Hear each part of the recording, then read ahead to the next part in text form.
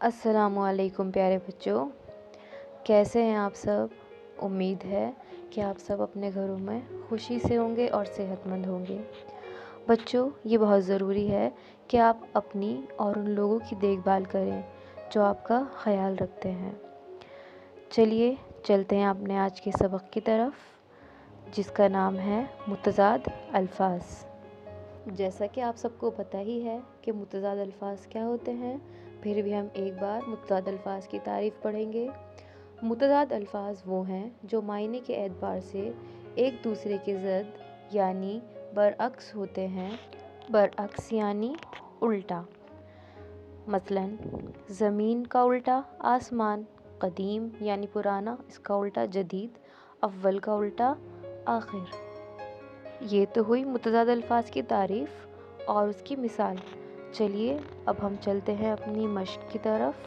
प्यारे बच्चों, आप सबके लिए सलाह है कि वर्कशीट में से देखकर पहले इन सभी अल्फाजों को और उनके मुतज़ाद को सफाई से लिख लीजिए और फिर इस वीडियो की मदद से इन लफ्ज़ों को सही तरह से पढ़ने की और समझने की मश्क कीजिए। यहाँ सबसे पहला अल्फाज आपको दिया हुआ अक़लियत।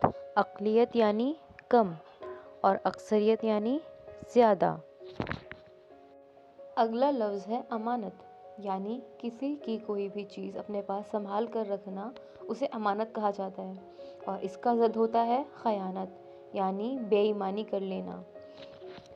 बच्चों, अगला लफ्ज़ है बुलंद। बुलंद यानी ऊंचा और पस्त। पस्त यानी नीचा, तो बुलंद का ज़द हुआ पस्त। उस्ताद तो आप सबको पता ही ये कौन होते हैं, जो सिखाते हैं, और शागिर्द जो कोई भी काम अपने उस्ताद से सीखते हैं। इसके बाद अगला लफ्ज़ है इब्तिदा। इब्तिदा यानी किसी चीज़ की शुरुआत और उसका ज़द हुआ इंतहा। इंतहा यानी उसका ख़ात्मा। मतलब को याद रखने के लिए आप एक और एग्जाम्पल देख सकते हैं। इब्तिदा यानी शुरू, इंतहा यानी ख़त्म। इसके बाद अगला लफ्ज़ है उल्फत। उल्फत का मतलब होता है किसी को चाहना, उसका उल्टा हुआ नफ़रत। फिर है अस्ल। अस्ल यानी असली, तो आप सबको पता है रियल, और उसका ज़द हुआ नक़ल। चलिए एक बार फिर से पढ़ते हैं। अक़लियत, अक्सरियत, अमानत, ख़यानत, बुलंद, पस्त, उस्ताद, शागिर्द, इब्तिदा, इंतहा, उल्फत, नफ़रत, असल, नक़ल। चलिए नए लफ्ज़ों को देखते हैं। इकरार यानी किसी चीज़ के लिए हाँ करना और उसका मुतज़ाद होगा इनकार यानी मना करना। असग़र यानी छोटा, अकबर यानी बड़ा। तहरीर लिखना, तकरीर किसी चीज़ को बोलना। आफ़ताब यानी चाँद, महताब यानी सूरज। आला ऊंचा, अदना नीचा। हलाल कोई चीज़ जिसको आप इस्तेमाल कर सकें, जिसका इस्तेमाल करना जायज़ है या खाना जायज़ है, वो हलाल, और जो चीज़ें जायज़ नहीं हैं वो होता है हराम। तरक्की यानी बढ़ोतरी, तनज़्ज़ुली यानी कमी। बच्चों, तरक्की का एक और मतलब ऊपर जाना और तनज़्ज़ुली का नीचे आना। हाकिम यानी हुक्म देने वाला या बादशाहत करने वाला, और महकूम वो जो बात माने, हुक्म को माने, या ग़ुलाम। ये तो हुए इनके मानी। अब चलिए इनको इनके मुतज़ाद के साथ पढ़ते हैं।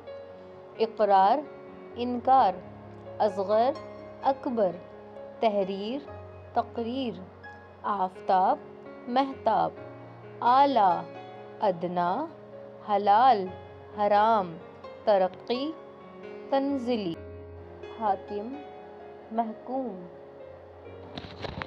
चलिए बच्चों, अब हम आगे बढ़ते हैं दूसरे काम की तरफ। इसमें आपको कुछ मुहावरे और उनके मानी दिए हुए हैं। आपको इन मुहावरों को अच्छे से समझना है और इनके मानी को याद करना है। चलिए सबसे पहला मुहावरा देखते हैं। पहला मुहावरा है अपना उल्लू सीधा करना, जिसका मतलब है अपना मतलब पूरा करना, यानी अपना काम निकालना और फिर बस भूल जाना।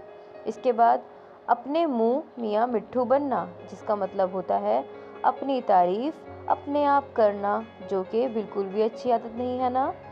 تیسرا محاورہ ہے آسمان سے باتیں کرنا، یعنی بہت بلند ہونا۔ جب ہم اونچی اونچی عمارتوں کو دیکھتے ہیں تو بڑوں کو کہتے ہوئے سنا ہے نا، اتنی اونچی منزل تھی کہ آسمان سے باتیں کر رہی تھی۔ چوتھا محاورہ ہے آپ کا آنکھیں دکھانا۔ آنکھیں دکھانا، آپ کی امی جب غصہ ہوتی ہیں آپ کو منع کرنے کے لیے یا چپ کرانے کے لیے کیسے اشارے کرتی ہیں آنکھوں سے، اسے کہتے ہیں آنکھیں دکھانا، غصہ کرنا۔ اگلا محاورہ ہے اوکھلی میں سر دینا۔ اس کا مطلب ہوتا ہے مشکل کام کو انجام دینا، یعنی کوئی کام جو بہت مشکل ہو اس کو کر گزرنا، یہ ہوتا ہے اوکھلی میں سر دینا۔ اوکھل آپ نے دیکھی ہے نا، جس کے اندر مسالوں کو پیسا جاتا ہے، بالکل اگر اس کے اندر کوئی مسالہ ڈالا جائے تو اس کو کوٹ کوٹ کر پیس دیتے ہیں، بالکل اسی طریقے سے اگر کوئی اپنا سر اوکھلی میں ڈال دے تو کیا ہوگا؟ ویسے سر نہیں ڈالنا چاہیے، یہ بس ایک محاورہ ہے جس کا مطلب ہوتا ہے بہت مشکل۔ اگلا محاورہ آپ کا ہے بال بھی کا نہ ہونا، یعنی کوئی نقصان نہ ہونا۔ اس کے بعد اگلا محاورہ ہے باغ باغ ہونا، یعنی بہت خوش ہونا۔ اگلا محاورہ بھیگی بلی بننا، یعنی ڈر جانا، سہم جانا۔ اگلا محاورہ ہے پیٹ میں چوہے دوڑنا، یعنی بہت زور کی بھوک لگنا۔ اگلا محاورہ ہے جان میں جان آنا، یعنی اطمینان ہونا۔ اس کا ایک اگزامپل آپ خود بھی سوچئے کہ جب آپ کی امی آپ کی نظروں سے اوجھل ہو جاتی ہیں اور ایک دم سے جب وہ آپ کے سامنے آتی ہیں تو آپ کو کیسا اطمینان ہوتا ہے، اسی کو کہتے ہیں جان میں جان آنا اور آپ کے سارے ڈر خوف دور ہو جانا۔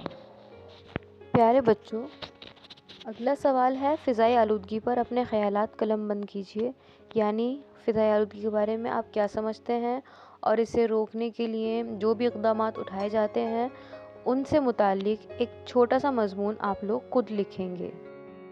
تو بچوں، آج کا آپ کا سوال ہے کہ ادنیٰ لفظ کا ضد یعنی متضاد کیا ہوگا؟ یہ آپ کو کمنٹ باکس میں اس کا آنسر لکھنا ہے۔ اب وقت ہے اس ہفتے کے اسٹار آف دا ویک بچوں کے نام لینے کا۔ تو اسٹار آف دا ویک بچے اس طرح سے ہیں۔